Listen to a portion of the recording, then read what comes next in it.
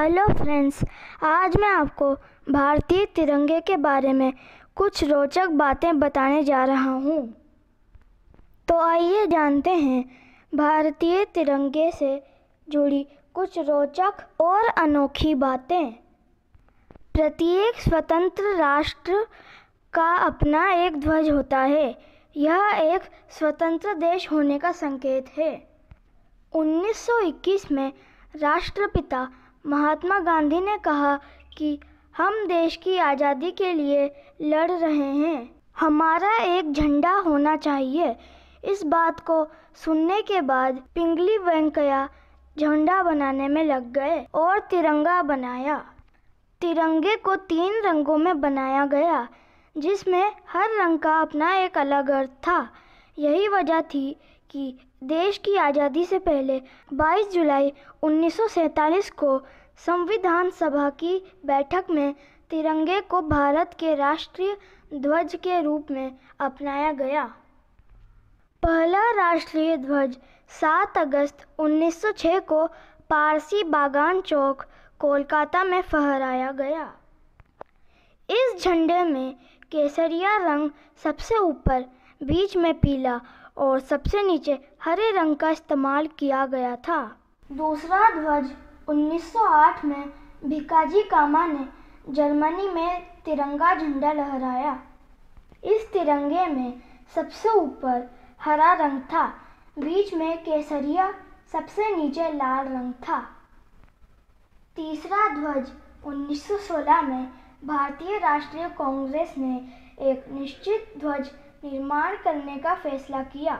इस ध्वज में 5 लाल और 4 हरी क्षैतिज पट्टियां थी। पहला गैर आधिकारिक ध्वज 1921 में विजयवाड़ा में हुई अखिल भारतीय कांग्रेस कमेटी की बैठक के दौरान इस झंडे का इस्तेमाल किया गया।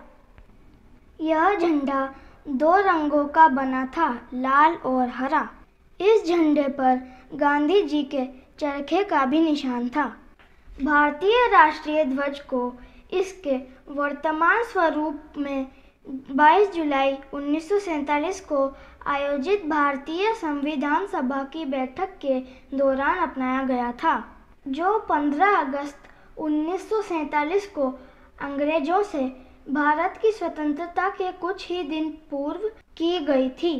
इसे 15 अगस्त 1947 और 26 जनवरी 1950 के बीच भारत के राष्ट्रीय ध्वज के रूप में अपनाया गया और इसके पश्चात भारतीय गणतंत्र ने इसे अपनाया। भारत में तिरंगे का अर्थ भारतीय राष्ट्रीय ध्वज है। ध्वज के रंग। राष्ट्रीय ध्वज तिरंगे में समान अनुपात में 3 क्षैतिज पट्टियां हैं।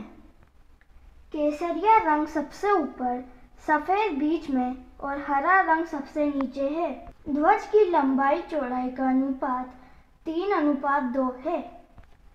सफेद पट्टी के बीच में नीले रंग का चक्र है। शीर्ष में केसरिया रंग देश की ताकत और साहस को दर्शाता है। बीच में स्थित सफेद पट्टी धर्म चक्र के साथ शांति और सत्य का संकेत है। हरा रंग देश के शुभ, विकास और उर्वरता को दर्शाता है। चक्र। सफेद पट्टी के बीच में नीले रंग का चक्र है। इसका प्रारूप सारनाथ में अशोक के सिंह स्तंभ पर बने चक्र से लिया गया है। इसका व्यास सफेद पट्टी की चौड़ाई के लगभग बराबर है और इसमें 24 तीलियां हैं। ध्वज संहिता।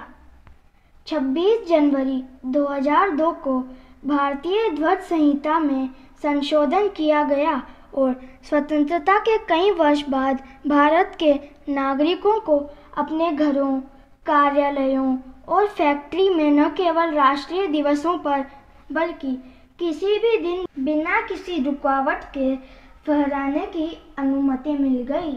अब भारतीय नागरिक राष्ट्रीय झंडे को शान से कहीं भी और किसी भी समय फहरा सकते हैं, बशर्ते कि वे ध्वज की संहिता का कठोरतापूर्वक पालन करें और तिरंगे की शान में कोई कमी न आने दें। 26 जनवरी 2002 विधान पर आधारित कुछ नियम और विनियम हैं कि ध्वज को किस प्रकार फहराया जाए। क्या करें? राष्ट्रीय ध्वज को शैक्षिक संस्थानों, विद्यालयों, महाविद्यालयों, खेल परिसरों, स्काउट शिविरों आदि में ध्वज को सम्मान देने की प्रेरणा देने के लिए फहराया जा सकता है। विद्यालयों में ध्वज आरोहण में निष्ठा की एक शपथ शामिल की गई है। किसी सार्वजनिक निजी संगठन या एक शैक्षिक संस्थान के सदस्य द्वारा राष्ट्रीय ध्वज का आरोहण प्रदर्शन सभी दिनों और अवसरों, आयोजनों पर राष्ट्रीय ध्वज के मान सम्मान और प्रतिष्ठा के अनुरूप अवसरों पर किया जा सकता है।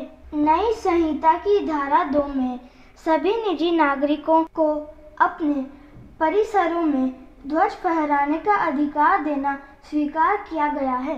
क्या ना करें? इस ध्वज को सांप्रदायिक लाभ, पर्दे या वस्त्रों के रूप में प्रयोग नहीं किया जा सकता है। जहाँ तक संभव हो इसे मौसम से प्रभावित हुए बिना सूर्योदय से सूर्यास्त तक फहराया जाना चाहिए। इस ध्वज को आशयपूर्वक भूमि, फर्श या पानी से स्पर्श कराया जाना चाहिए। इसे वाहनों के हुड, ऊपर और बगल या पीछे, रेलों, नावों या वायुयान पर लपेटा नहीं जा सकता। किसी अन्य ध्वज या ध्वज पट्ट को हमारे ध्वज से ऊंचे स्थान पर लगाया नहीं जा सकता है। तिरंगे ध्वज को वंदनवार, ध्वज पट्ट या गुलाब के समान संरचना बनाकर उपयोग नहीं किया जा सकता है। ध्वजारोहण और झंडा फहराने में अंतर। ध्वजारोहण और झंडा फहराना 15 अगस्त यानी स्वतंत्रता दिवस वाले दिन राष्ट्रीय ध्वज को ऊपर खींचा जाता है और फिर फहराया जाता है। दरअसल जिस दिन भारत को आज़ादी मिली थी उस दिन ब्रिटिश गवर्नमेंट ने अपना झंडा उतारकर भारत के तिरंगे को ऊपर चढ़ाया था। इसीलिए हर साल 15 अगस्त को तिरंगा ऊपर खींचा जाता है, फिर फहराया जाता है। इस प्रक्रिया को ध्वजारोहण, फ्लैग होस्टिंग कहते हैं। वहीं 26 जनवरी यानी गणतंत्र दिवस वाले दिन राष्ट्रीय ध्वज ऊपर बंधा रहता है, उसे केवल फहराया जाता है। यही वजह है कि उसे ध्वजारोहण नहीं बल्कि झंडा फहराना, फ्लैग अनफर्लिंग कहते हैं। गणतंत्र दिवस के मौके पर मुख्य कार्यक्रम आयोजित किया जाता है जिसमें देश के राष्ट्रपति तिरंगा फहराकर उसे नमन करते हैं। वहीं 15 अगस्त को आयोजित होने वाले मुख्य कार्यक्रम में प्रधानमंत्री ध्वजारोहण करते हैं। स्वतंत्रता दिवस के मौके पर मुख्य कार्यक्रम का आयोजन लाल किले पर किया जाता है। इस दिन प्रधानमंत्री ध्वजारोहण के बाद लाल किले से देशवासियों को संबोधित करते हैं।